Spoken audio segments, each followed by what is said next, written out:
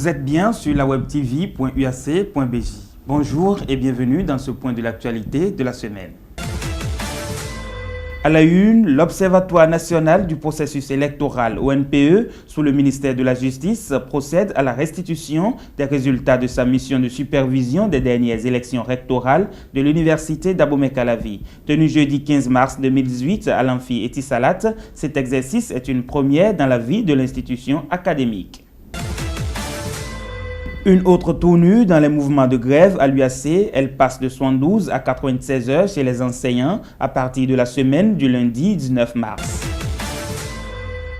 Dans ce journal, nous ferons un tour au CEG Tokpadomé dans la commune de Kwamassé. Mercredi, les élèves et professeurs hispanisants du bassin pédagogique Ouida Kwamassé ont célébré la journée de l'apprenant espagnol à travers l'organisation de concours de lecture et autres. Amis internautes, salut à tous. Je le disais tantôt en titre, une première dans l'histoire de l'Université d'Abomey-Calavi. Les dernières élections rectorales, le deuxième tour précisément, s'est déroulé sous la supervision d'institutions extérieures. L'Observatoire national du processus électoral, ONPE, sous tutelle du ministère de la Justice, a surveillé le scrutin du 8 novembre 2017. À travers un atelier de restitution des résultats de supervision des dites élections, le directeur de l'ONPE a présenté le rapport de la mission d'observation. Le point avec Ganiat Bello. Le mercredi 8 novembre 2017, jour de vote pour le deuxième tour des élections rectorales, ils étaient aussi présents. Ce sont les mandatés de l'ONPE, l'Observatoire national du processus électoral. L'appui de l'ONPE a-t-il été pertinent? Alors la réponse à cette question, c'est le professeur Atiklemé, président de la commission de supervision, qui a dit quelque chose que nous avons voulu partager avec vous. Je le cite. L'initiative de l'ONPE nous facilite vraiment la tâche et je vous en remercie beaucoup. Ça, c'est du professeur Kossivi Atiklemé. Il est présent dans la salle et je lui renouvelle, n'est-ce pas, nos remerciements. En effet, 24 personnes réparties en 12 équipes ont fait de l'observation fixe et sédentaire entre Cotonou, Porto Novo, Adjara et Abomey-Calavi. À l'issue de leurs travaux, elles ont fait les remarques suivantes. De l'analyse des résultats, on peut noter ceci. Les 12 bureaux de vote que nous avons observés ont dépouillé les bulletins de vote aussitôt après la clôture du scrutin. Deuxième chose, le remplissage des procès-verbaux relatifs à cette étape du scrutin s'en est immédiatement suivi. Troisième chose, les bulletins de vote ont été minutieusement comptés. Quatrième chose, les suffrages obtenus ont été attribués aux différents candidats. Les premiers résultats, cinquième chose, les premiers résultats provisoires au bureau de vote ont été connus et affichés immédiatement. Cette mission d'observation a apporté un supplément de crédibilité à l'élection rectorale. C'est l'avis du directeur de cabinet de la ministre de l'Enseignement supérieur et de la Recherche scientifique. Cette mission d'observation conduite par l'Observatoire national des processus électoraux, ONPE, a sans aucun doute apporté un supplément de crédibilité aux 4e élections du recteur et des vice-recteurs de l'Université d'Abomey-Calavi, notamment grâce à la qualité de la collaboration offerte à la commission de supervision de ces élections. Pour son homologue du ministère de la Justice, l'avis est le même, surtout que la campagne a été défiante. J'ai ouï dire que la campagne qui a précédé les 2 tours de ces élections a été plus défiante que celle des 3 dernières élections. Et monsieur le recteur de l'université vient de le confirmer. Ce passé, s'il est vrai, confronté au contexte actuel, où les différents protagonistes ont tourné la page, nous montre que les différentes institutions ont su éviter de s'affaiblir et ont contribué par leur expérience accumulée au renforcement d'une gestion démocratique de nos universités. Ce qui apparaît un impressionnant résultat à saluer et à capitaliser. Le recteur élu, le professeur Maxime Dacruz, a saisi l'occasion pour remercier ses anciens challengers et toutes les équipes qui ont travaillé afin de donner l'exemple d'une démocratie respectée et honorée. La grève des enseignants se poursuit et se durcit. Elle passe désormais de 72 à 96 heures, à l'instar de celle des étudiants. L'annonce a été faite jeudi 15 mars à la faveur d'une conférence de presse de l'intersyndicale des enseignants des universités nationales du Bénin, tenue à l'amphi Ex-Flash. Suivez les explications de quelques enseignants présents. Ce qu'on peut retenir, c'est que nous avons fait le point aux collègues. D'abord des rencontres simultanées qu'il y a eu dans les 4 universités il y a une dizaine de jours, c'est-à-dire le 5-6 mars. Et à la suite, il a fallu rappeler très clairement les différents points de revendication. Rappeler également qu'il s'agit de droits acquis et non pas de n'importe quelle revendication. Préciser que, par exemple, tous les secrétaires généraux des syndicats des enseignants du supérieur, toutes les universités publiques confondues, et bien que ces secrétaires généraux ont vu leur salaire défalqué de plus de 50%. Donc brièvement, je dirais que rien n'a bougé. La question du recrutement, elle demeure. D'accord, les quotas ne sont pas respectés. Et puis l'autre chose, la situation administrative des enseignants du supérieur recrutés au titre de l'année académique 2015, qui sont restés sans salaire jusqu'à l'heure où nous sommes. Donc, et tout cela fait que nous avons décidé de durcir le mouvement. La motion passe désormais de 72 heures à 96 heures. Dans le souci de favoriser les échanges sur le plan académique et donc de renforcer les compétences, l'université pluridisciplinaire d'Abomey-Calavi et celle thématique de Porto Novo, c'est-à-dire Université nationale d'agriculture UNA, ont procédé mercredi 14 mars 2018 à la signature d'un accord cadre de coopération. La cérémonie qui s'est déroulée à la salle des actes du rectorat de l'UAC a connu la présence de plusieurs enseignants, du personnel administratif et autorités des 2 institutions académiques.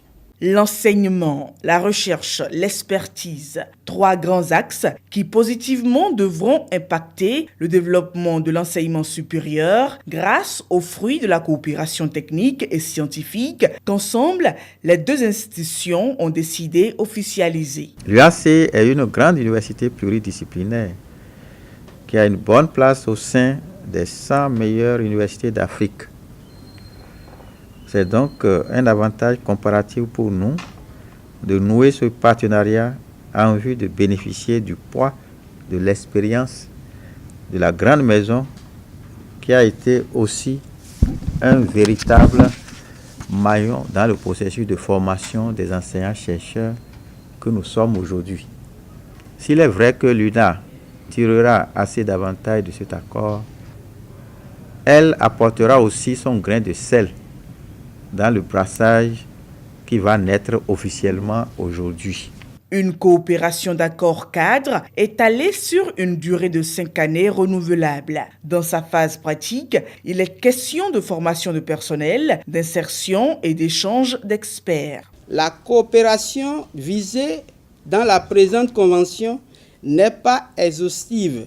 Les parties pourront développer une collaboration dans tout domaine relevant d'intérêts et de bénéfices communs, notamment la collaboration scientifique, technique et pédagogique, la mobilité des enseignants, chercheurs, étudiants et personnel administratif, la coordination d'activités pédagogiques, la co-tutelle des thèses de doctorat, toute autre initiative conforme au présent accord cadre de partenariat. Une formalisation des relations existantes entre l'Université d'Abomey-Calavi et l'Université nationale d'agriculture que le recteur Dacruz souhaite pérenne. Ils ont cru bon de penser à mutualiser et les ressources et les infrastructures et tout ce qu'il y a comme intrant qui détermine la qualité de la formation. Nous avons décidé, l'UAC et l'UNA, de travailler à faire profiter de tout cela à nos institutions. Je crois qu'il faut s'en féliciter. L'École nationale d'agriculture créée en octobre 2016 compte à ce jour 7 écoles basées à Idigny, Kétou et Sakété. Le troisième vice-recteur de l'UAC chargé de la coopération interuniversitaire, des relations extérieures et de l'insertion professionnelle s'est entretenu jeudi 8 mars dernier avec les jeunes étudiants bénéficiaires du programme Mastercard Foundation.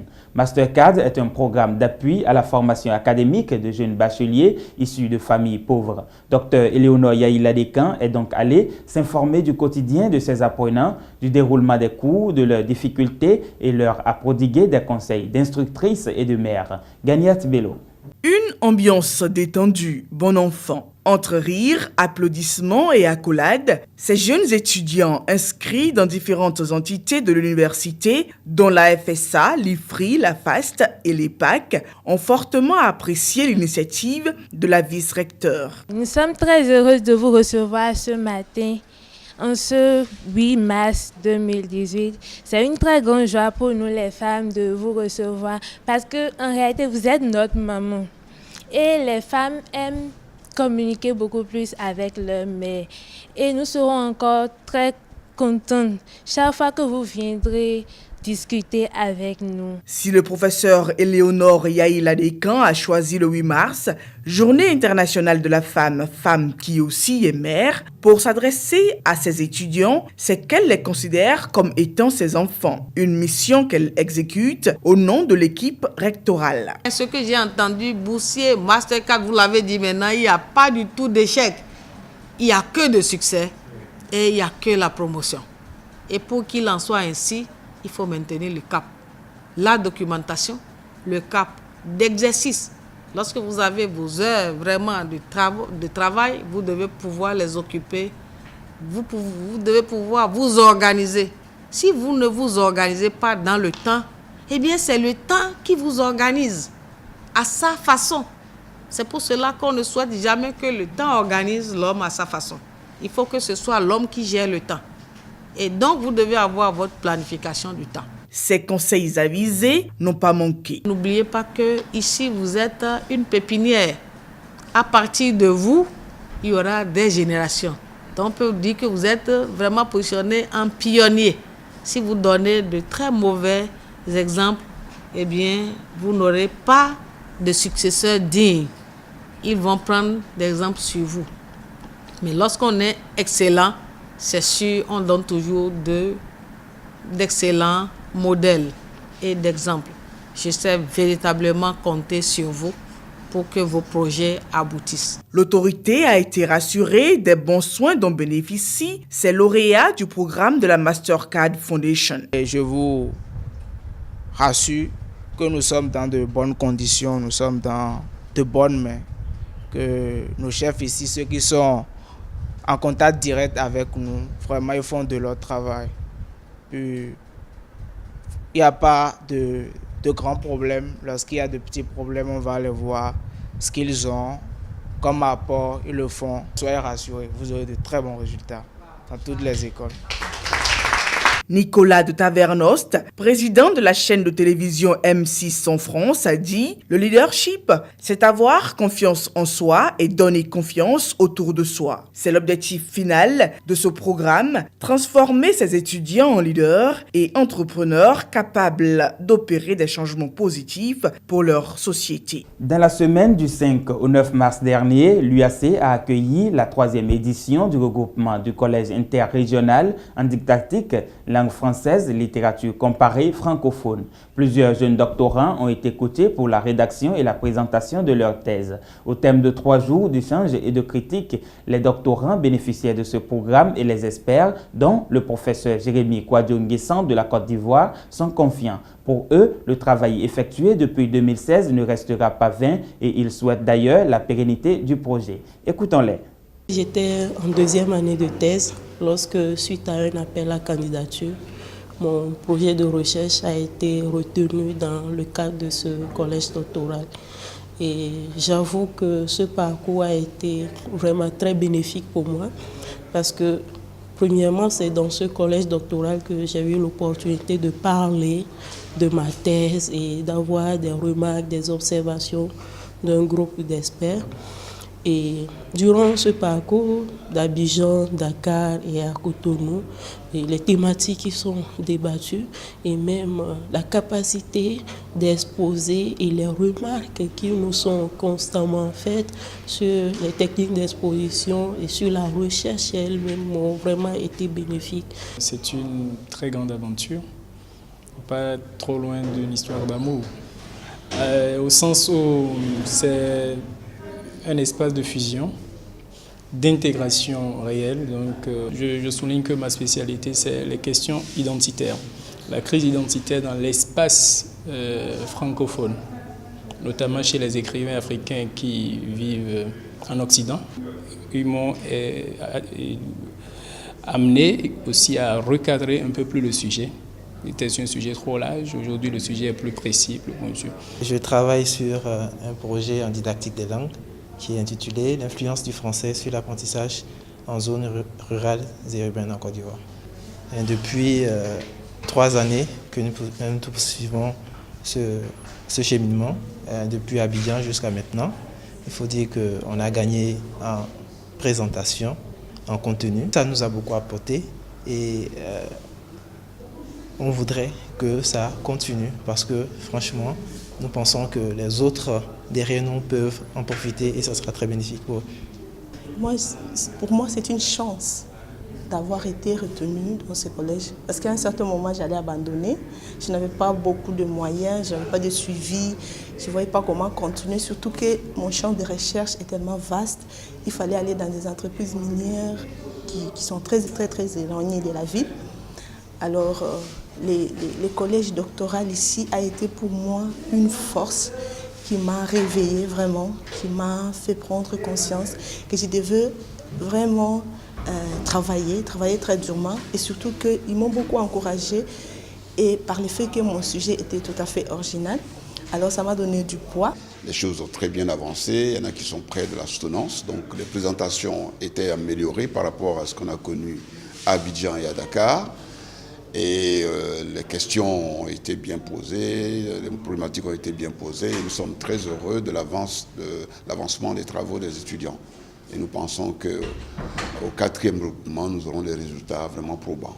Se détendre, réviser ses cours, causer entre amis sont ceux qui occupent la plupart du temps les étudiants et autres usagers dans le jardin U du campus universitaire d'Abomey-Calavi. Il n'est pas aussi rare de voir cet espace vert prendre les couleurs d'un lieu de rendez-vous entre amoureux. Bruma Danvidé et Ricardo Lawson sont allés vers les étudiants pour savoir ce qu'ils y font habituellement et recueillir également leurs appréciations à propos des pratiques parfois impudiques observées chez certains de leurs camarades.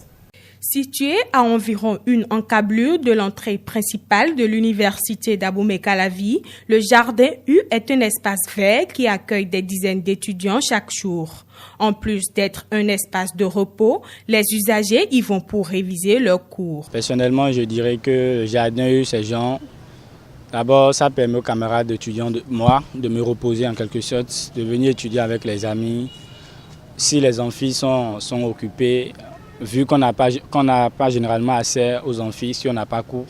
Donc le jardin nous sert quand même c'est un moyen, c'est un lieu qui nous permet de réviser avec les camarades plutôt.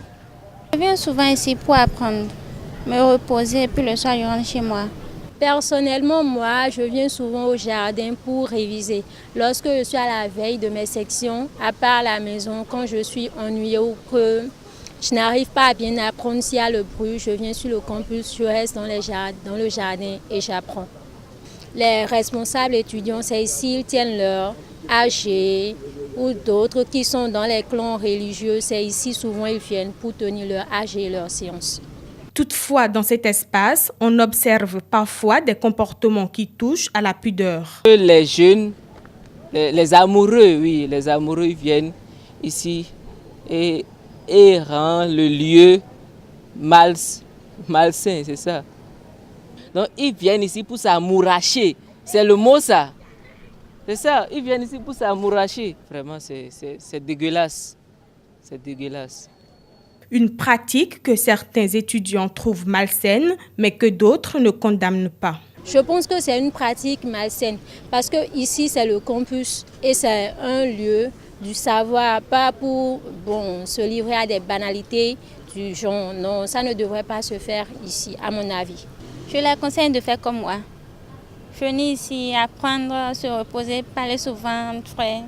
Comme la preuve, vous me voyez avec mes amis. L'appel que j'ai à lancer, c'est de prendre conscience que ici n'est pas un lieu de distraction malsaine. Ici, c'est un lieu de lecture, un lieu où tu peux venir pour apprendre et avoir des connaissances.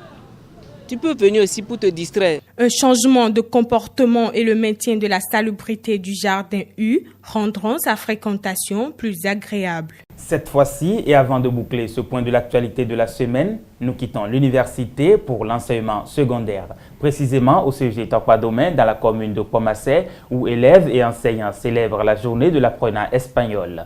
Pour davantage les inciter à l'apprentissage de la deuxième langue, la plus parlée au monde, ces jeunes hispanisants issus de différents collèges du même bassin pédagogique ont participé à des jeux concours de lecture et de génie en herbe, avec à la clé plusieurs présentations de chant et de danse. Les meilleurs d'entre eux se sont ainsi vus récompensés. Suivez le reportage.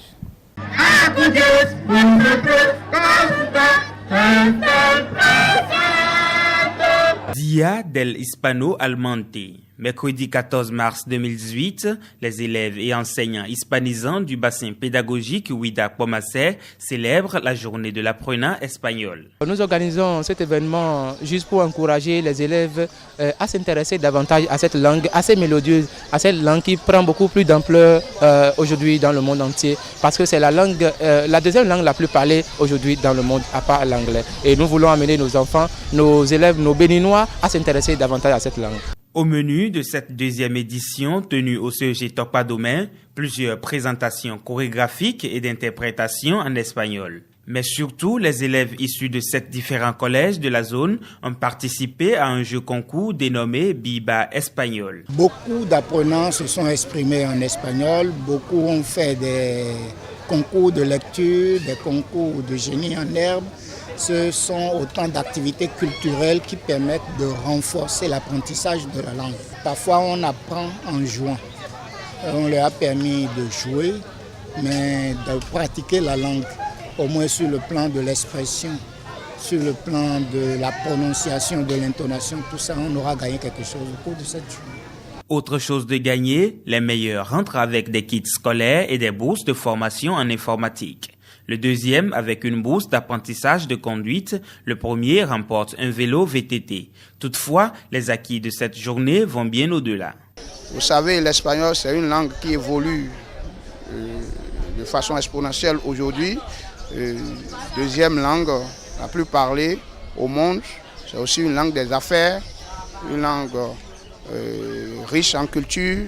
Et pour offrir donc une chance à nos élèves des lycées et des collèges du Bénin de s'intéresser à cette langue et donc d'avoir une chance pour l'avenir.